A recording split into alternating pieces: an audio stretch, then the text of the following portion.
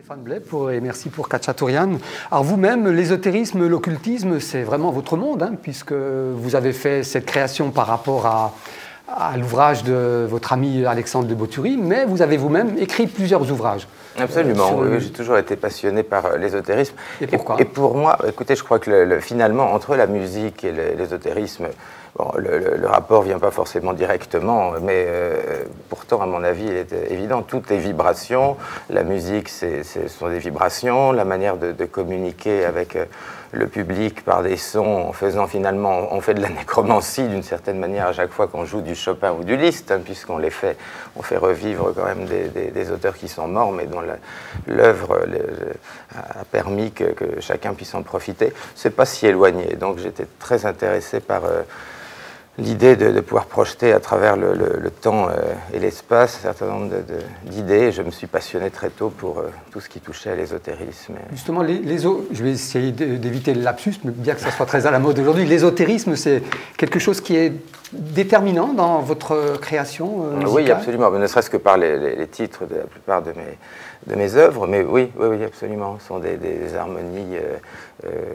Vous savez, je crois qu'on a les compositeurs ou les artistes imaginent tous créer quelque chose. En fait, je pense qu'on reçoit ce qu'on appelle des clichés, dans le sens, je crois que tout existe dans l'univers, et quand on est en communion avec certains élans vibratoires, on trouve des choses qu'on pourrait appeler l'espace, enfin peu importe le mot qu'on emploie. Je pense que c'est pour ça qu'on s'entend si bien avec Alexandre, parce que je pense qu'on est sur les mêmes vibrations, et que ce soit pour un poète, un écrivain ou tout autre artiste, il y a quand même des points communs très forts. Et avant vous, Erik Satie était aussi sur ce même type de vibration, c'est ce qui vous a plu en lui ? Absolument, et puis Erik Satie avait écrit même la musique des Rose-Croix pour Joséphin Péladan à l'époque. Oui.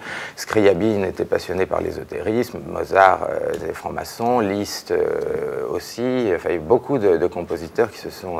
Saint-Saëns aussi. Alors, parmi les ouvrages que vous avez écrits, il y a notamment donc, l'énigme Satie, du chat noir à la Rose-Croix. Oui. C'est son titre. Oui. C'est un ouvrage qui passe, pas une biographie réellement, mais c'est pour essayer de mieux faire comprendre l'homme, qui a quand même un parcours un peu particulier, c'est le moins qu'on puisse dire. Et donc, d'une œuvre à l'autre, on ne reconnaît pas forcément Satie. Il y a le Satie parodique, il y a le Satie chat noir, justement, qui était un cabaret à l'époque où il se produisait. Ce n'était pas un grand virtuose, donc il n'a jamais pu faire une carrière de pianiste international. Ensuite, il s'est passionné en rencontrant Péladan pour le rosicrucianisme, et il a écrit des musiques beaucoup plus mystiques, ogives, les sonneries de la Rose-Croix, etc. Et donc, c'est un personnage très, très, très complexe. Vous savez que Pierre Boulez a écrit des choses très, très vilaine sur Erik Satie. Hein. Oui. Il a notamment dit que cette musique qui sent le pipi de chat, ça vous met en colère. Alors que Satie est aujourd'hui un compositeur très contemporain, hein, qui a vraiment une très grande approche auprès des jeunes générations. Ce ne sera pas la première fois où M. Boulez aurait mieux fait de se taire. Quoiqu'il est un homme charmant, je le connais, c'est quelqu'un de très bien, c'est un très bon chef d'orchestre. Mais vous savez, quelquefois, il faut dire n'importe quoi à la télévision pour faire du buzz, donc ça marche très bien. Il a dit la même chose de Schubert, donc c'est pas très grave, ni pour Schubert, ni pour Satie. Bien sûr. Alors, deux autres ouvrages que vous avez écrits, c'est Sous le voile de l'occultisme, d'une part, aux éditions Amalthée, hein, et aussi un traité d'herméneutique, alors herméneutique, mode d'emploi. Oui, alors je vous ai dit, l'herméneutique, c'est une manière de revenir dans des symboles très anciens et d'essayer d'apporter, sinon une explication, du moins une interprétation au symbolisme, et de trouver le lien surtout entre des symboles qui peuvent être utilisés par les Templiers, par l'Église, par la franc-maçonnerie, et dont souvent la plupart ont perdu l'esprit, c'est-à-dire que beaucoup de gens qui ne savent plus pourquoi on se signe, ce que veut dire INRIS, enfin, il y a beaucoup de choses qui sont devenues superstitieuses au sens littéral du terme, c'est-à-dire le signe qui survit à la pensée. On fait des choses par réflexe et on ne sait plus d'où ça vient et quelle était la raison primordiale. Alors, votre propre carrière, aujourd'hui, vous privilégiez la composition par rapport à votre carrière de concertiste ? Oui, absolument. Enfin, je fais les deux, mais je compose beaucoup. Concertos pour piano, des œuvres pour violon. Vous avez été très lié à des gens comme Vladimir Horowitz et d'autres. Absolument. C'est présent dans votre œuvre ? Horowitz, Byron Janis, oui, j'ai vécu là-bas à New York chez Bayron-Janis. Horowitz, je l'ai beaucoup connu. Carlo Maria Giulini, qui est le premier chef à m'avoir aidé quand j'avais 16 ou 17 ans, que je n'étais pas encore connu, qui était quelqu'un d'extraordinaire dans le milieu musical. D'ailleurs, tous les musiciens d'orchestre l'adoraient. C'était quand même le plus grand chef de son temps. Et contrairement aux autres chefs, il avait vraiment une ouverture sur les autres étonnante. Bien, Stéphane Blais, merci. Retour à la Messie, Alexandre de Bottury. L'ouvrage sort ces jours-ci en France et va être disponible un peu partout sur le réseau. Tout à fait, le 10 novembre. Oui, à travers un distributeur. Un distributeur, Interforum, que vous trouverez à la FNAC, même sur Amazon.com. Oui. Alors, quelle est la part que prend cet ouvrage dans votre carrière d'écrivain historien? C'est un livre important, c'est-à-dire que Marcel Belli, le grand voyant, en 1975, m'avait prédit, me disait, dans ta 51e année, tu vas créer une œuvre qui va surplanter les trois religions. C'était un peu prétentieux de sa part, parce que ça ne surplante pas les religions, mais ça donne un nouveau regard sur la religion. La religion de chacun a son temple intérieur, et je crois que les trois religions monothéistes, c'est une question de pouvoir temporel. Et finalement, la religion, c'est l'amour. L'amour avec son prochain, la communication. Et c'est ce que donne cette femme, Jacqueline de Saint-Nom, qui est prédestinée à devenir un nouvel élu à cause de ce diamant qui est l'œil du monde, la mémoire du monde. Et l'avantage de la fiction, même bâtie sur des faits réels, c'est la liberté. C'est une liberté, exactement. Et je crois que le roman, la forme romanesque, vous donne une liberté que, disons, moi, en tant qu'historien, je ne pourrais pas écrire. Il y a une plus grande rigueur. Tandis que le roman, vous partez. Il y a une imagination, mais parfois, curieusement, quand vous projetez des choses, c'est le problème de nous médiums, et que ça se réalise, alors on se dit, on a visé juste. Ou alors quand on découvre des objets historiques que l'on nomme dans le livre, et que 2 ans ou 3 ans plus tard, ils viennent à nous. Bien. Merci de la Messie au Messie en cette période pré-noélique. Il n'y a évidemment qu'un pas que je vous propose de franchir en accueillant ensuite nos prochains invités. C'est donc le trio qui interprétera un extrait du Messie de Handel en passant par une dernière improvisation de Stéphane Blais au piano. Très bien.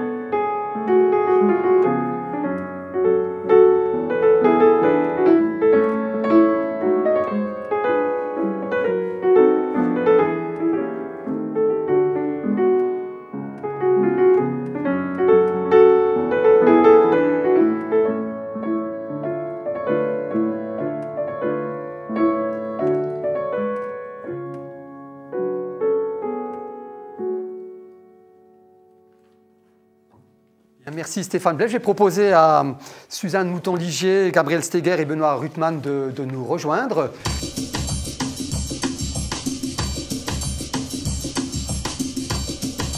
Donc, comme annoncé, Suzanne Mouton-Ligier, Gabriel Steger et Benoît Ruttmann dans cet extrait du Messie de Handel.